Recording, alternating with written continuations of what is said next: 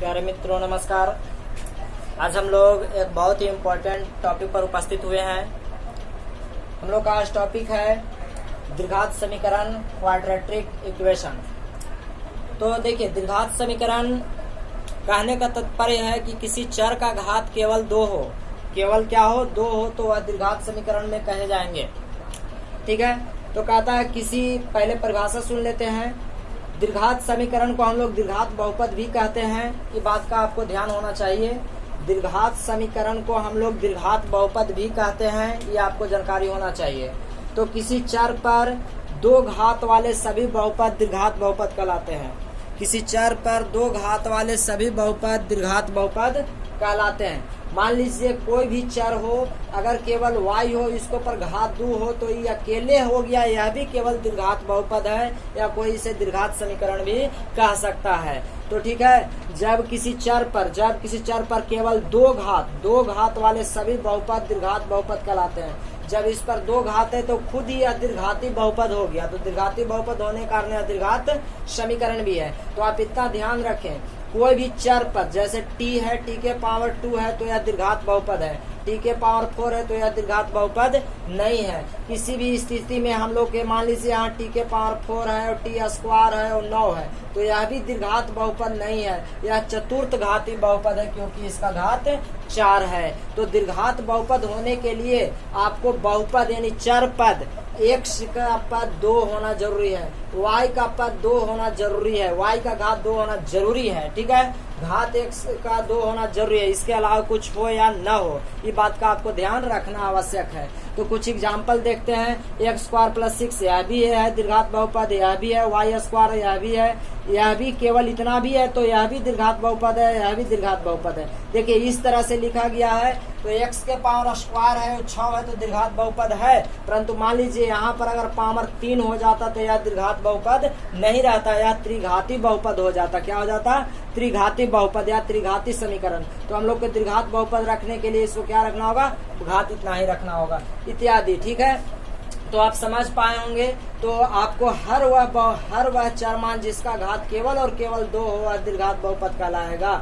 जैसे मान लेते हैं √3 और m स्क्वायर और 6m, तो यह भी एक द्विघात बहुपद है, आपको यह होना जरूरी है। अगर कहीं भी आपको आ जाए 3x के power 6 minus 2y square plus में 6y, इस सब कुछ भी, तो यह द्विघात बहुपद नहीं है, यह 6 घाती बहुपद हो गया। ठीक है, तो आपको कितना होना चाहिए? केवल और केवल घात 2 होना चाहिए। आप यहाँ थोड़ा सा देख लीजिए, मैं यहाँ पे आपको दिखाने की कोशिश कर रहा हूँ। 3y के power 6 plus 6y square plus में 6, मान लीजिए इस तरह से एक मान हमको दिया है, तो यह द्विघाती बहुपद नहीं है, यह 6 घातीय बहुपद हो गया। घात यहाँ का है 6 है। ठीक है, तो आपको केवल और केवल 2 घात होना चाहिए। द्विघात समीकरण या बहुपद का मानक रूप standard form ax square plus bx plus c बराबर 0 होता है। इसमें a नॉट इक्वल टू 0, सुनिए, a not equal to 0, abc वास्तविक संख्या है। पहले हम जो कह रहे हैं सुनिए, आपको इसका कहने का तो पर a नॉट इक्वल टू 0 कहने का रीजन यह है कि x के साथ कभी भी 0 नहीं होना चाहिए। x स्क्वायर ये है, x के साथ 0 नहीं होना चाहिए। यहाँ जो मैं कह रहा हूँ, x स्क्वायर के वैल्यू वाला मान कभी भी खत्म नहीं होना चाहिए। द्विघात बहुपद होने के लिए ऐसे चलेगा जैसे हम कह रहे हैं। यहाँ पर एक बार समझने का आप कोशिश करिए।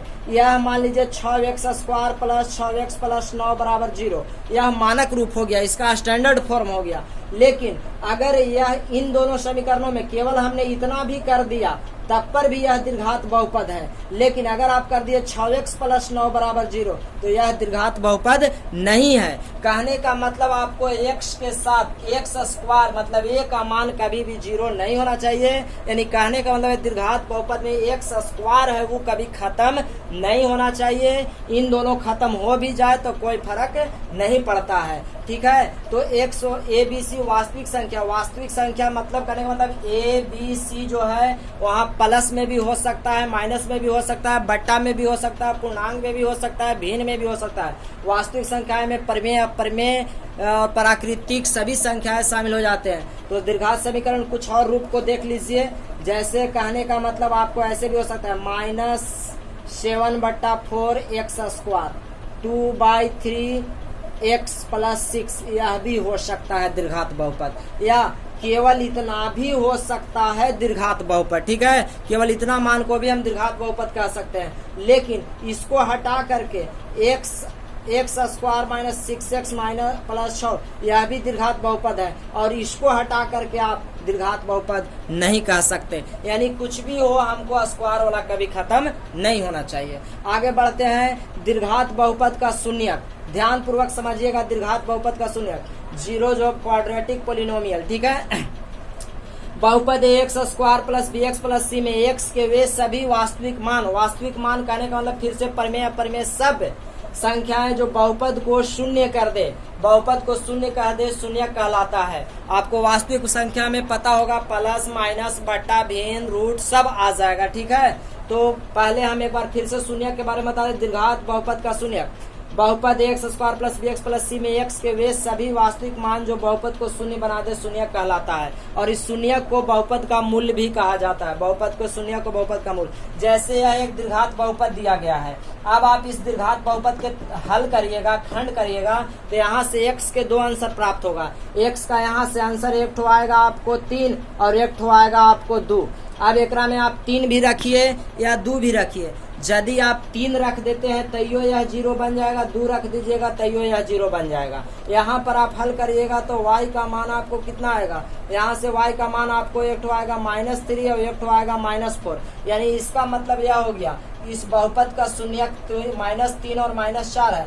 -3 भी इसमें रखिएगा तैयो, -4 भी इसमें रखिएगा तैयो, यह क्या बन जाएगा, 0 बन जाएगा। जैसे रख के देखिए, -3 के रखेंगे तो 3 3 9, 12 9 21 और -21 0 बन जाएगा। यहाँ पर आप हल करिएगा तो x बराबर 2 आंसर आएगा -4 और +4। अब यहाँ -4 भी में रखिए तैयो, +4 रखिए तैयो, ये क्या बन जाएगा, 0 बन जाएगा। देखिए जैसे -4 यहाँ रखेंगे तो माइनस +4 चौके 16 -16 0, 4 रखेंगे तो यो 16 -16 0 हो जाएगा।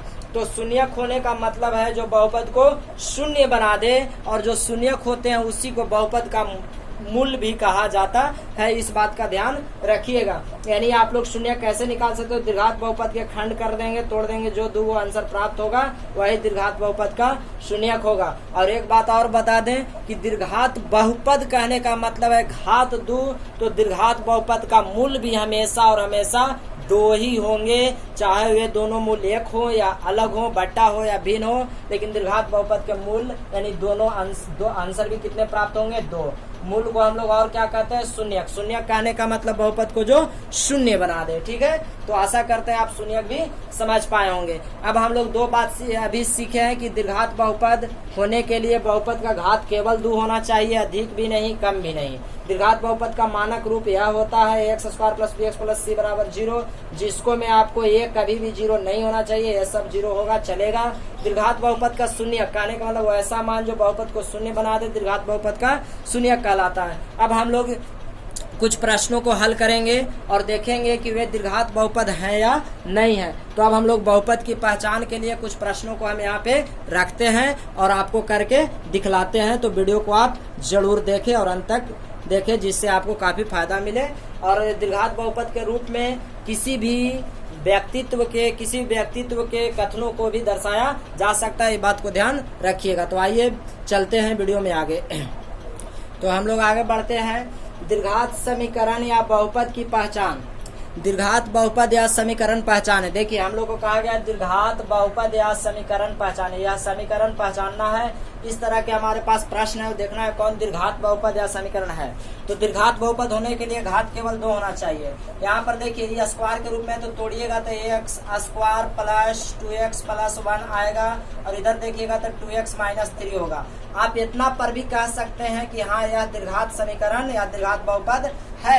ऐसे इसको मानक रूप में आप लिखिएगा तो एक्स स्क्वायर या दूसरी ओर लाइएगा तो यह 0 खत्म हो जाएगा, और प्लस में 4 बराबर में 0 हो जाएगा, यह दीर्घात बहुपद हो जाएगा। देखिए इसको आप हल करिएगा, इतना आएगा x square plus 2x plus 1, ठीक है। इसको आप गुना करिएगा तो इस तरह से हो जाएगा 2x माइनस 6। अब इसको आप लाइएगा तो ये जुड़ जाएगा एक्स स्क्वायर प्लस 7, यह आके घट जाएगा 0 बन जाएगा। तो यह दीर्घात बहुपद है। आप यहाँ पर भी कह सकते हैं घात इसका 2 है, इसलिए दीर्घात बहुपद है। यह दीर्घात बहुपद नहीं है क्योंकि इसका घात क्या है, 1 है, हमको 2 होना चाहिए था। यहाँ पर ध्यान देखिए, जब इस तरह से होगा तो हम लघुत्तम लेंगे, तो लघुत्तम लेंगे तो x होगा और यहाँ हो जाएगा x स्क्वायर प्लस में 1 बराबर में 1 बटा x, 1/1 3 गुना करिएगा तो आपको मिलेगा x स्क्वायर प्लस 1, देखिए बराबर में x, इसको एक तरफ लाइएगा तो x square minus x plus 1 बराबर 0। यह दीर्घात बहुपद है। आप यहाँ पर भी कह सकते थे कि हाँ यह दीर्घात बहुपद है। अब आगे देख लिए, आगे हम लोग चलते हैं। इसी तरह जब इसको हम लोग देखेंगे, प्रश्न को आप गौर से देखिए, इसको नीचे 1 मानिएगा तो लघुत्तम 1 से x में, तो यहाँ गुना होकर के हो जाएगा क्या, x³ प्लस 1 बराबर में 1/1। अब इसको में x³ आ गया, देखिए x³ प्लस 1 बराबर में x। आप यहाँ भी कह सकते थे कि यह दीर्घात बहुपद नहीं है। देखिए तो यहाँ इसको हल करिएगा तो होगा x³ माइनस x प्लस 1 बराबर 0। यह दीर्घात बहुपद है क्या, नहीं है, क्योंकि इसका घात क्या है, 3 है। ठीक है, अब हम लोग इसको देख रहे हैं। देखिए यह दीर्घात बहुपद है कि नहीं, तो आप देखिएगा तो यह घात 2 है, लेकिन यहाँ x पर रूट है और हम लोग ये पढ़ चुके हैं कि बहुपद पर कभी भी रूट होना जरूरी ही नहीं। बहुपद पर पामर रूट बट्टा नहीं होता है, माइनस नहीं होता है। इस बात को आपको बहुत ध्यान होना चाहिए। आप क्लास 9 में पढ़ के आए हैं, बहुपद पर यह रूट नहीं होना चाहिए, केवल ऐसे रहेगा तो होगा। बहुपद पर बट्टा नहीं होना चाहिए। बहुपद देखिए x के मान पर हमको क्या नहीं होना चाहिए, केवल गिनती की संख्या होना चाहिए। इस पर नहीं बट्टा होना चाहिए, xy पर बट्टा भी भिन्न भी नहीं होना चाहिए, रूट भी नहीं होना चाहिए या माइनस भी नहीं होना चाहिए। इस बात का ध्यान रहे, इसलिए यह बहुपद नहीं है क्योंकि इस पर रूट में दिया गया है। तो अब हम लोग चैप्टर में चलते हैं, एक्सरसाइज 4.1 में, और अपने चैप्टर को हल करते हैं और देखते हैं हम लोग का चैप्टर क्या कहता है। तो एक्सरसाइज आपको हम लोग आ चुके हैं, exercise 4.1 class 10 KCC math exercise 4.1 कहता है जांच कीजिए कि निम्नलिखित समीकरण द्विघात समीकरण है या नहीं है। आपको पहला प्रश्न दिया है x - 2 इंटू x प्लस 1 बराबर x - 1 प्लस में x प्लस 3। ठीक है, इसको आप गुना करिएगा इस ओर तो आपको मिलने वाला है x square minus x minus 2 मिलेगा। ठीक है, इसको आप गुना करिएगा, आप करके देख सकते हैं। अब इसको गुना करिएगा तो x स्क्वायर और प्लस में 2x माइनस में 3 मिलेगा। जब आप इसको गुना करिएगा इसको तो आपको इतना मिलेगा और इसको गुना करिएगा तो इतना मिलेगा, परंतु यह से यह क्या हो गया, कैंसल। यह दीर्घात बहुपद नहीं है, तो आप कहिएगा कि यह दीर्घात बहुपद नहीं है। ऐसे हम लोग जांच कर सकते हैं। दूसरा प्रश्न आपको दिया गया है x - 2 के होल स्क्वायर प्लस 1 बराबर 2x माइनस 3। अब देखिए इसको आप स्क्वायर तोड़िएगा तो स्क्वायर तोड़ने पर आपको होगा x स्क्वायर माइनस में हो जाएगा आपको 4x प्लस में 4 प्लस में 1 बराबर 2x माइनस 3। तो हाँ यह दीर्घात बहुपद है। ठीक है, तो इसको दीर्घात बहुपद हम लोग सजा देंगे तो आपको हो जाएगा x स्क्वायर माइनस 6x 4 5 3 8 बराबर में 0। इस तरह से हमको यह मान बन जाएगा। ठीक है, आगे कहता है अगला प्रश्न है, पहला दूसरा तीसरा हम लोग देखते हैं। एक के x into x plus 1 plus 8 बराबर में x plus 2 into x minus 2। ठीक है, तो आप यहाँ गुना करिएगा तो होगा x square plus x plus 8 बराबर में x स्क्वायर माइनस में 4 होगा। ठीक है, इसको आप हल करिएगा तो देखिए फिर से यह कैंसिल हो जाएगा, तो यह बहुपद दीर्घात नहीं बन पाएगा। x स्क्वायर प्लस 12 बराबर 0 हो जाएगा। यह दीर्घात बहुपद है नहीं है, क्योंकि बहुपद का घात 2 नहीं है। तो इस तरह से आप एक में 7 प्रश्न दिए गए, उन 7 को आप जांच कर लीजिएगा। क्वेश्चन नंबर 2 में चलते हैं। क्वेश्चन नंबर 2, जांच कर देखें कि निम्नलिखित दीर्घात बहुपद है या नहीं।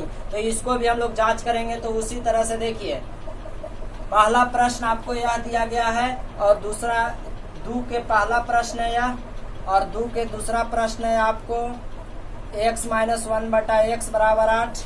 ठीक है, आपको देख लीजिए। तो इसको जांच करिएगा तो a प्लस बी के होल क्यू लगाना होगा।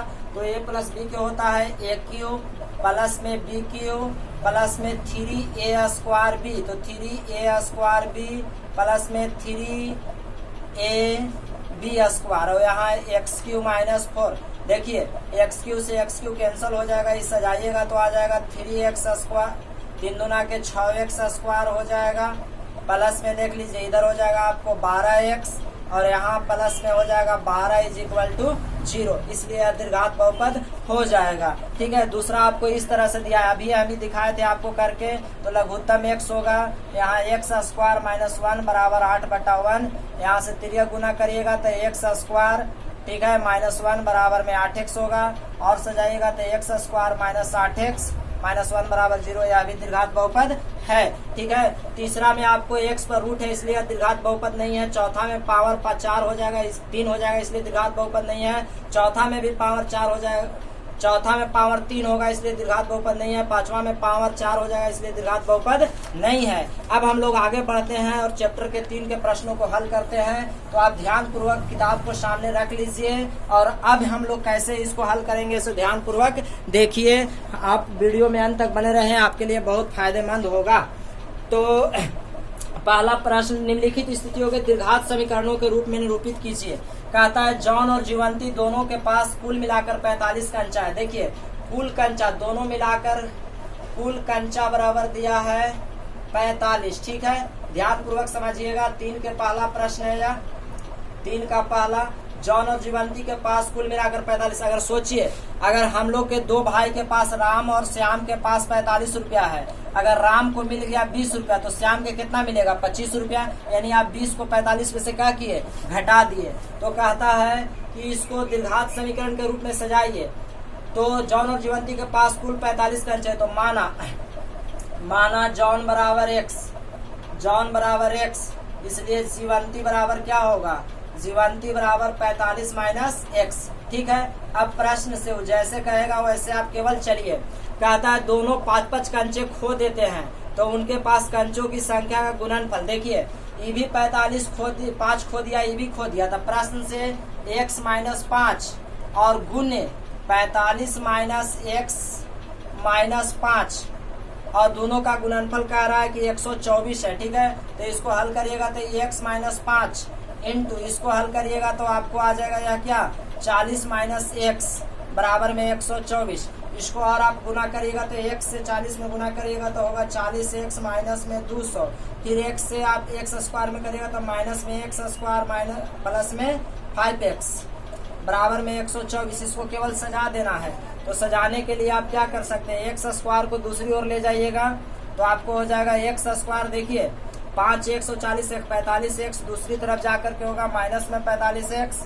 देखिए अब इस तरह से हम लोग को इसको दूसरी ओर भेजेंगे तो माइनस में हो जाएगा 324 इज इक्वल टू 0। केवल इसको सजा करके आपको छोड़ देना है। तो इस तरह से थोड़ा सा और आप ध्यान पूर्वक देख लेंगे। तो हम लोग x स्क्वायर के दूसरी ओर भेज दिए, माइनस से प्लस, यहाँ 40 और 5 45x हो गया दूसरी ओर माइनस में, और इसको हम लोग दूसरी ओर भेज रहे हैं माइनस में 304, हाँ प्लस में। देखिए 200 को भी दूसरी ओर भेजेंगे तो क्या हो जाएगा, प्लस में 324 हो जाएगा। इसको भी हम उस ओर भेज रहे हैं बराबर में 0। तो इस तरह से हमारा ये आंसर प्राप्त हो जाएगा। तो 3 के पहला के बाद अब हम लोग 3 के दूसरा प्रश्न में चलते हैं। आप वीडियो में अंत तक बने रहें, आपको जरूर समझ में आएगा। एक दुकानदार 80 रुपया में कुछ किताब खरीदता है, ध्यान से देखिएगा। तो कहता है यदि किताब का मूल्य 100 रुपया कम होता, तो देखिए माना किताब का मूल्य बराबर 100 रुपया। ठीक है, 100 रुपया हम मान लिए हैं। तो कहता है कुल राशि बराबर 80 रुपया था। कुल राशि कितना था, 80 रुपया। अब आप एक बार समझिए कि अगर किताब का दाम बढ़ जाएगा, अगर हमारे पास 80 रुपया है तो हम मान लेते हैं कि 80 रुपया में हमने 10 किताब खरीदा। अगर अब किताब के दाम बढ़ जाएगा तो 80 रुपया में 10 से अधिक खरीदेंगे कि कम खरीदेंगे, कम खरीदेंगे। और एक किताब की कीमत कितना होगा, तो एक किताब की कीमत हम लोग किताब की संख्या से भाग देंगे, किताब की संख्या नीचे हो जाएगा x। ठीक है, एक दुकानदार तो मान लिया किताब की संख्या मानना पड़ेगा, किताब का संख्या बराबर x। ठीक है, तो कहता है कि एक दुकानदार 80 रुपया में कुछ किताबें खरीदता है यदि किताब का मूल्य 1 रुपया कम हो। तो याद रखिए कम और अधिक के प्रश्न, जितना कम अधिक कहेगा उसको दूसरी ओर हम लोग ले जाते हैं। और 4 किताबें अधिक कह रहा है, पहले से किताब x। ध्यान से देखिएगा इस तरह के प्रश्न को कैसे हल करते हैं। प्रश्न से पहले से किताब की संख्या x, कुल राशि 80, तो पहले हम लोग लिखेंगे 80/x। अब अब कहता है कि उसी 80 रुपया में 4 किताब अधिक खरीदता है, 4 किताब अधिक खरीदता है तो 1 रुपया कम हो जाएगा, ठीक है। और जितना कम बेसी कहेगा उसको दूसरी ओर ले जाइए। देखिए और बीच में क्या देंगे, माइनस। दो कंडीशन बनाते हैं, एगो 80/x कुल किताब, एगो कहता है जय गो किताब अधिक होगा, पहले x था तो अब x + 4, जितना अधिक कम ज्यादा बेसी कहे उसको कहाँ ले जाना चाहिए दूसरी ओर ले जाना चाहिए। अब यहाँ से हम लोग लघुत्तम लेंगे, x × x + 4 हो जाएगा, यह x बार में कट जाएगा तो यह क्या होगा 80x प्लस में 320 माइनस में क्या होगा 80x, इससे ही कटेगा बराबर में 1/1, यह से यह कैंसल। तो अब ऊपर में आपको बच गया क्या 320, ध्यान से देखिए 320/x² प्लस में 4x बराबर में 1/1।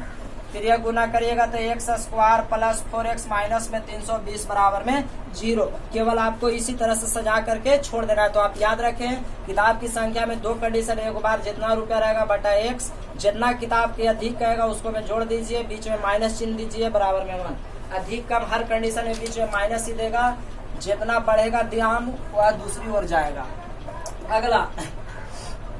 अगला कहता है एक कुटीर उद्योग एक दिन में 55 दिन में निर्मित खिलौने की संख्या के बराबर। ध्यान से देखें अगला प्रश्न को, तो वीडियो में आगे देखिए, आपके लिए बहुत ही इम्पोर्टेंट प्रश्न है। कहता है एक कुटीर उद्योग एक दिन में कुछ खिलौने निर्मित करता है।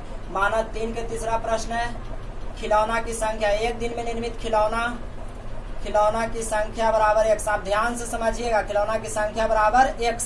आगे कहता है प्रत्येक खिलौने का उत्पादन मूल्य, एक खिलौने का मूल्य, ठीक है, एक खिलौना का मूल्य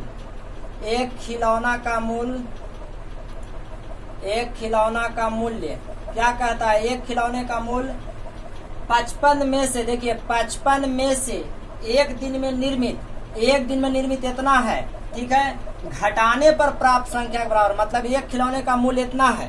कहता है 55 में से एक दिन में निर्मित खिलौने की संख्या घटाने पर होता है। यदि किसी दिन कुल निर्माण लागत 750 रुपया, सुनिए एक दिन का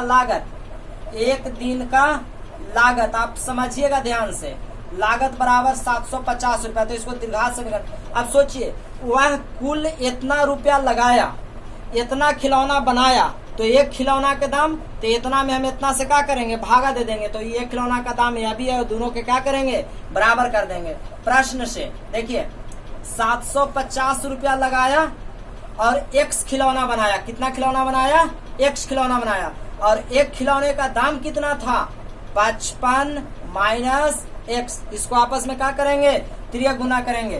तो देखिए त्रिया गुना करने से यह क्या होगा, 1 से 55 में तो होगा आपको 55x माइनस में x² बराबर में 750। अब एक तरफ ले आन दीजिए, इसको दूसरी ओर ले जाइएगा तो x² माइनस में 55x प्लस में क्या हो जाएगा 750 इज इक्वल टू क्या 0। यही आपको द्विघात समीकरण का आंसर हो जाएगा। नेक्स्ट प्रश्न आपके लिए यह एक बहुत ज्यादा इम्पोर्टेंट है, परीक्षा में पूछा जाता है, तो आप जरूर गंभीरता पूर्वक इन प्रश्नों को सीखते जाएं।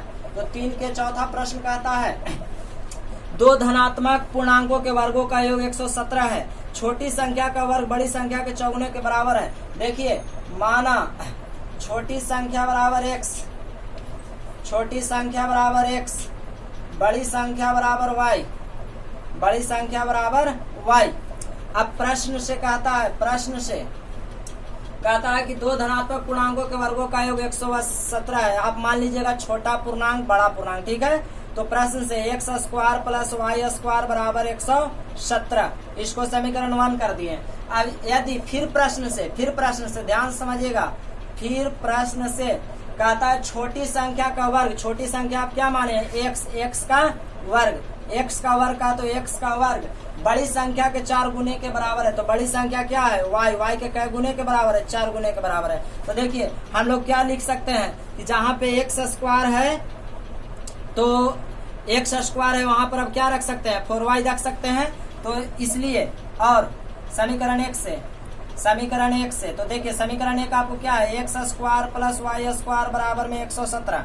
और देखिए ये x² के जगह पर हम क्या रख सकते हैं 4y रख सकते हैं, 4y प्लस y² बराबर में 117। इसको सजाइएगा तो होगा y² प्लस में 4y माइनस में 117 इज इक्वल टू 0। अब क्वेश्चन नंबर 3 के पांचवा आपको बहुत ही सिंपल 3 के दूसरा के समान है, ठीक है। तो आप इन प्रश्नों को जरूर करें, एक एग्जाम में जरूर पूछेगा।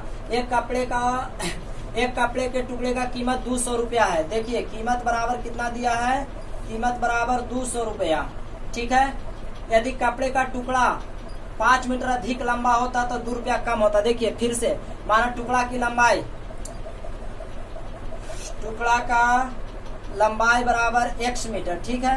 अब कहता है प्रश्न से, कह रहा है कि 2 रुपया कम होता, तो हमने आपको पहले कहा कि 200 बटा x, फिर एक बार बना लीजिए 200 बटा x प्लस कितना अधिक करना करा 5, और बराबर में कम बेसी कह दिया, बराबर और बीच में कौन चिन्ह दीजिए, माइनस दे दीजिए। और यही आपको इतना ही प्रश्न में आंसर दे दिया गया है। तो आपको वीडियो पसंद आया है तो लाइक और शेयर जरूर कर दें, और वीडियो को ध्यान पूर्वक देखें और अपने से करने का कोशिश करिए। तो अब हम आपको से इस वीडियो के माध्यम से एक प्रश्न पूछते हैं, जिसका उत्तर आप कमेंट बॉक्स में जरूर दें। तो आज का हमारा सवाल है, द्विघात समीकरण का घात होता है। चॉइस ए में है 1, चॉइस बी में है 2, चॉइस सी में है 3, चॉइस डी में है 0। तो आप अपना उत्तर हमें कमेंट बॉक्स में जरूर दें। यदि आप हमारे चैनल को सब्सक्राइब ना किए तो सब्सक्राइब भी कर लें। तो फिर मिलते हैं, कल मिलते हैं। नमस्कार, जय हिंद, जय भारत।